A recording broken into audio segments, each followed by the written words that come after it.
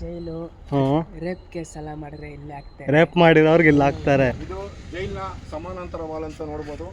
ಇದು ಕಮ್ಮಿದ್ರೆ ಒಂದು 600 ಮೀಟರ್ ಇದೆ. ಇದು ಬ್ರಿಟಿಷರು ಕಟ್ಟಿರೋದು. ಈ ವಾಲ್ಗೆ ಒಂದೇ ಒಂದು ಮಳೆ ಕೂಡ ಹೊಡೆಯೋಕ್ಕಾಗಲ್ಲ.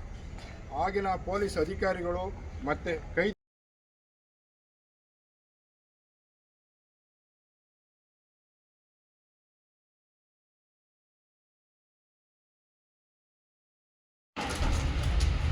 ಇದು ಬೆಂಗಳೂರು ಸೆಂಟ್ರಲ್ ಜೈಲ್ ಅಂತ. ಹಾಂ ಸರ್, ನಾವು ನೋಡ್ಬೋದು. ಅಲ್ಲಿ ಬೆಂಗಳೂರು ಸೆಂಟ್ರಲ್ ಜೈಲು ಬ್ರಿಟಿಷ್ ಕಾಲದ್ದು 1867, ಸುಮಾರು 157 ವರ್ಷ ಇತಿಹಾಸ ಇರೋಂಥ ಜೈಲು. Okay sir. ಈ ಜೈಲಿನಲ್ಲಿ ನೀವು ಹೋಮ್ ಪಿಕ್ಚರ್ ನೋಡಿರ್ಬೋದು. ಹ್ಞೂ ಸರ್. ಎಲ್ಲ ಒರಿಜಿನಲ್ ರೌಡಿಗಳು ಈ ಜೈಲಲ್ಲಿ ಇದ್ದಂಥ ಜೈಲು. Okay sir. ಪ್ರಪಂಚಕ್ಕೆ ಬೇಕಾದ ಕ್ರಿಮಿನಲ್ಸ್ಗಳು ಹಾಂ ಸರ್, ಮತ್ತು ಏನೇನು ಈ ಜೈಲಿಂದ ಅನುಕೂಲ ಪಡ್ಕೊಂಡಿರೋ ಲಾಯರ್ಗಳಾಗಿರ್ಬೋದು, ವಿದ್ಯಾಭ್ಯಾಸ ಮಾಡಿರೋಂಥ ಓಕೆ ಸರ್, ಒಂದು ಹೆಸರಾಂತ ಜೈಲು ಅಂತಲೇ ಹೇಳ್ಬೋದು. ಈ ಜೈಲು ವಿಶೇಷ ಏನಪ್ಪ ಅಂದರೆ LK ಅಡ್ವಾಣಿ ಅವರು 1875ರಲ್ಲಿ ಎಮರ್ಜೆನ್ಸಿ ಟೈಮ್ನಲ್ಲಿ ಇದೇ ಜೈಲು ಎಂಟ್ರೆನ್ಸ್ ಮುಖಾಂತರ ಒಳಗಡೆ ಹೋಗಿದ್ದು. ಹಾಂ ಸರ್. ಇದಕ್ಕೆ ಇತಿಹಾಸ ಇದ್ರ ಬಗ್ಗೆ ಮುಂದೆ ಹೇಳ್ತೀನಿ, ಬನ್ನಿ. ಓಕೆ ಸರ್, ಬನ್ನಿ ಫ್ರೆಂಡ್ಸ್, ಇವತ್ತು ಹೋಗೋಣ ಸೆಂಟ್ರಲ್ ಜೈಲನ್ನ ನೋಡೋಣ ಹೆಂಗಿದೆ. ಇವಾಗ ಫ್ರೀಡಮ್ ಪಾರ್ಕ್ ಆಗಿದೆ, ಬನ್ನಿ. ಇದು ಜೈಲಿನ ಸಮಾನಾಂತರ ವಾಲ್ ಅಂತ ನೋಡ್ಬೋದು. ಇದು ಕಮ್ಮಿದ್ರೆ ಒಂದು 600 ಮೀಟರ್ ಇದೆ. ಇದು ಬ್ರಿಟಿಷರು ಕಟ್ಟಿರೋದು. ಈ ವಾಲ್ಗೆ ಒಂದೇ ಒಂದು ಮಳೆ ಕೂಡ ಹೊಡೆಯೋಕ್ಕಾಗಲ್ಲ. ಆಗಿನ ಪೊಲೀಸ್ ಅಧಿಕಾರಿಗಳು ಮತ್ತು ಕೈದಿಗಳು ಬೆಳಗ್ಗೆ ಮಾರ್ಚ್ ಪಾಸ್ಟ್ ಮಾಡುವಂಥ ಜಾಗ ಇದು. ಸಮಾನಾಂತರ ವಾಲ್ ಅಂತೀವಿ. ಇದು ತುಂಬ ಸುಮಾರು 100-150 ಸಿನಿಮಾಗಳಲ್ಲಿ ಇದನ್ನು ಈ ಶೂಟಿಂಗ್ನ ಮಾಡಿದ್ದಾರೆ ಈ ಜಾಗದಲ್ಲಿ. ಹಾಗೆಯೇ ಮುಂದೆ ಜೈಲ್ ಹಾಸ್ಪಿಟ್ಲ್ ಕೂಡ ಇದೆ, ನೋಡೋಣ ಬನ್ನಿ. Okay sir. ನೋಡಿ, ಇದು ವಾಚಿಂಗ್ ಟವರ್ ಅಂತ ತಾವು ಗಮನಿಸ್ಬೋದು. ಇಲ್ಲಿ ABCD ಅಂತ ಏನು 27 ಬ್ಯಾರಕ್ಗಳಿದ್ದು. ಬ್ಯಾರಕ್ ಮೀನ್ಸ್ ಈ ಕೈದಿಗಳನ್ನ ಕೂಡಿ ಹಾಕುವಂಥ ಬ್ಯಾರಕ್ಗಳು. ಆ ಕೈದಿಗಳನ್ನ ಯಾವಾಗ ಕೂಡಾಕ್ತಾರೆ ಅವ್ರಿಗೆಲ್ಲ ಇಲ್ಲಿಂದ ಮೇಲ್ಗಡೆಯಿಂದ ನಾರ್ತ್, ಈಸ್ಟ್, ಸೌತ್, ವೆಸ್ಟಲ್ಲಿ ಈ ಟವರ್ ಮೇಲೆ ನಿಂತ್ಕೊಂಡು ಪೊಲೀಸ್ನವರು ಗನ್ನು ವೆಪನ್ಸ್ ಸಮೇತ ಈ ರೀತಿಯಾಗಿ ಇಲ್ಲೊಬ್ರು ಇರೋರು, ಮೇಲೆ 4 ಜನ ಕಾಯೋರು. ಇದು ವಾಚಿಂಗ್ ಟವರ್ ಅಂತ. ಇದು ಕೂಡ 158 ವರ್ಷದ ಹಿಂದೆ ಬ್ರಿಟಿಷ್ ಕಟ್ಟಡ ಇದು. Okay sir. ನಾವು ಗಮನಿಸ್ಬೋದು, ಬ್ಯಾರಕ್ ನಲ್ಲಿ 100 ಜನ ಕೈದಿಗಳು. ಇದೇ ಥರ 27 ಬ್ಯಾರಕ್ ಇತ್ತು. ಒಳಗಡೆ ಬನ್ನಿ, ತೋರಿಸ್ತೀವಿ. ಅವ್ರು ಯಾವ ರೀತಿ ಮಲಗ್ತಾ ಇದ್ರು ಅಂದರೆ, ಮನೆಗಳಲ್ಲಿ ಕುರ್ಲಾನ ಹಾಸ್ಕೆ ಬೇಕು, ಆ ಬಿಡಬೇಕು, ಈ ಬಿಡಬೇಕು ಅಂತ. ಜೈಲಲ್ಲಿ ಯಾವ ಕುರ್ಲಾನು ಇರಲ್ಲ, ಒಳ್ಳೆ ಸಮಾಧಿಗಳ ಥರ ಇರುತ್ತೆ. ಹಾಗಾಗಿ ಇದು ನೋಡ್ಕೊಂಡು ಹೋಗಿ. 100 ಜನ ಒಂದು ಬ್ಯಾರಕ್ ಇನ್ನಲ್ಲಿ ಇರ್ತಾರೆ ಅಂದರೆ 100 ಜನಕ್ಕೆ ಟಾಯ್ಲೆಟ್ ಒಂದೇನೆ. ಜೈಲು ಶಿಕ್ಷೆ ಅಂದರೆ ಬೇರೆ ಏನಿಲ್ಲ. ನೋಡಿ, 100 ಜನ ಟಾಯ್ಲೆಟ್ ಮಾಡಬೇಕು ಅಂದರೆ ಎಷ್ಟು ಹೊತ್ತು ಕಾಯಬೇಕು. ಎಲ್ಲಿ ಸರ್ ಟಾಯ್ಲೆಟ್ ಅವ್ರಿಗೆಲ್ಲ? ಲಾಸ್ಟಲ್ಲಿ ಇಲ್ಲ.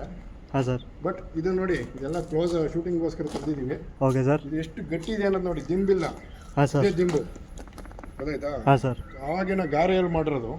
ಹಾಗಾಗಿ ಹಾಂ ಸರ್, ಜೈಲು ಶಿಕ್ಷೆ ಜೈಲಿಗೆ ಯಾಕೆ ಬರಬಾರ್ದು ಅಂತ ಯಾಕೆ ಹೇಳ್ತೀವಿ ಅಂದರೆ, ಹಾಂ ಸರ್, ಈ ಕರ್ಮ ಇದೆಯಲ್ಲ, ಹಾಂ ಸರ್, ಏನೇನು ಪಾಪ ಕರ್ಮಗಳು ಮಾಡಿರ್ತಾರೆ, ಹಾಂ ಸರ್, ಏನೇನು ಈ ಕೊಲೆ ಕೇಸ್ ಇರ್ಬೋದು, ರಾಬರಿ ಕೇಸ್ ಇರ್ಬೋದು, ಅವ್ರಿಗೆ ಯಾವುದೋ ಒಂದು ಐಷಾರಾಮಿ ಜೀವನ ಕೊಡ್ತಿರ್ಲಿಲ್ಲ ಸರ್. ಬೆಡ್ಶೀಟು ಟವಲ್ ಎಲ್ಲ ಅವ್ರಿಗೆ ಅಲ್ಲಿ ಎಂಟ್ರೆನ್ಸಲ್ಲಿ ಕೊಡ್ತಾ ಇದ್ರು. Okay sir. ಬಟ್ ಇಲ್ಲಿ ಒಳಗಡೆ ಬಂದಾಗ ಈ 100 ಜನಕ್ಕೆ ಒಬ್ಬ ಸಜೆ ಆಗಿರುವ ಕೈದಿ ಏನು ಮಾಡ್ತಿದ್ದ, ಅವ್ರನ್ನ ನೋಡ್ಕೊಳಕ್ಕೆ ಅವ್ರನ್ನೇ. ಯಾಕಂದ್ರೆ ಪೊಲೀಸ್ ಸಂಖ್ಯೆ ಕಮ್ಮಿ ಇರೋದ್ರಿಂದ ಓಕೆ ಸರ್, ಅವಾಗಿನ ಅಧಿಕಾರಿಗಳು ಸೀನಿಯರ್ ಆಗಿರ್ತಾರೆ. Okay sir. ಅವ್ರನ್ನ ಇವರು ಇಲ್ಲಿ ನೇಮಕ ಮಾಡಿದ್ರು. Okay sir. ಹಾಗಾಗಿ ಅವರೇ ಇವ್ರನ್ನೆಲ್ಲ ನೋಡ್ಕೊಳ್ತಾ ಇದ್ರು ಸರ್. ಆದರೆ ರಾತ್ರಿ ಒದ್ಕೊಳ್ಳೋಕ್ಕೆಲ್ಲ ಅವ್ರಿಗೆ ಚಳಿ ಆದರೆ ಒಂದು ಚಾಪೆ, ಓಕೆ ಸರ್, ತೆಳುವಾದ ಬೆಡ್ಶೀಟು, ಒಂದು ತಟ್ಟೆ, ಒಂದು ಅಲ್ಯೂಮಿನಿಯಂ ಗ್ಲಾಸ್ ಅಷ್ಟೇ. Okay sir. ತೋರಿಸ್ತೀನಿ. ಊಟದ್ದು ಮತ್ತು ಹಾಸ್ಪಿಟ್ಲ್ ವ್ಯವಸ್ಥೆ ತೋರಿಸ್ತೀನಿ. ಓಕೆ ಸರ್, ಬನ್ನಿ ಫ್ರೆಂಡ್ಸ್, ಹೋಗೋಣ ಆ ಕಡೆ. ಏನು ಸರ್, ಫುಲ್ ಗ್ರೀನರಿ ಐತಿ ಇವಾಗ, ಮೊದಲು ಹಂಗೆ ಐತಾ ಸರ್? ತಮಗೆ ಆಶ್ಚರ್ಯ ಆಗ್ಬೋದು. 2009ರಲ್ಲಿ ಸನ್ಮಾನ್ಯ ಯಡಿಯೂರಪ್ಪನವರು ಹಾಂ ಸರ್, ಫ್ರೀಡಮ್ ಪಾರ್ಕ್ ಆಗಿ ಯಾವಾಗ ಇದನ್ನ ನೇಮಕ ಮಾಡ್ತಾರೆ, ಹಳೆ ಜೈಲನ್ನ ತೆಗೆದು, ಹಳೆ ಜೈಲು ಇದು ಬೆಂಗಳೂರು. ಈಗ ಬೆಂಗಳೂರು ಪರಪ್ನಗರಕ್ಕೆ ಶಿಫ್ಟ್ ಆಗಿದೆ. ಹ್ಞೂ ಸರ್. ಆ 90 ಎಕರೆ ಏನು ಅಲ್ಲಿ ಶಿಫ್ಟ್ ಆಗಿದೆ, ಆ ಜೈಲು ಹಳೆ ಜೈಲನ್ನ ಮರಿಬಾರ್ದು, ಹಳೆ ಜೈಲು ಒಂದು ಮೆಮೊರಿ ಆಗಿರಬೇಕು ಅಂತ ಅಂದ್ಬಿಟ್ಟು ಈ ಜೈಲನ್ನ ಸ್ವಲ್ಪ ಅಭಿವೃದ್ಧಿಗೋಸ್ಕರ ಪಾರ್ಕ್ ಅಂತ ಮಾಡಿದ್ರು.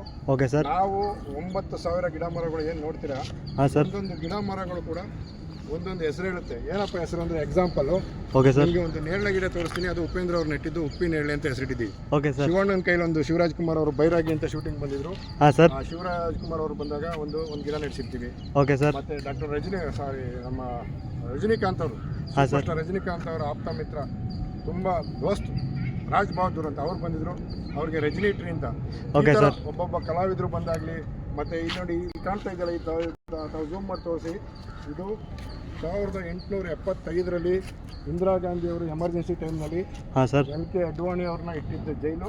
Okay sir. ಏನಾಗುತ್ತಪ್ಪ ಅಂದರೆ ಪ್ರತಿ ವರ್ಷ ಹಾಂ ಸರ್. BJPಯ ಮಂತ್ರಿಗಳು ಎಲ್ಲ ಕಾರ್ಯಕರ್ತರು ಬಂದು ಕರಾಳ ದಿನ ಅಂತ ಆಚರಣೆ ಮಾಡ್ತಾರೆ. ಯಾವತ್ತು ಸರ್ ಆ ಡೇಟ್ ಏನಾದರೂ ಇದೆ ಸರ್? ಹೇಳ್ತೀನಿ.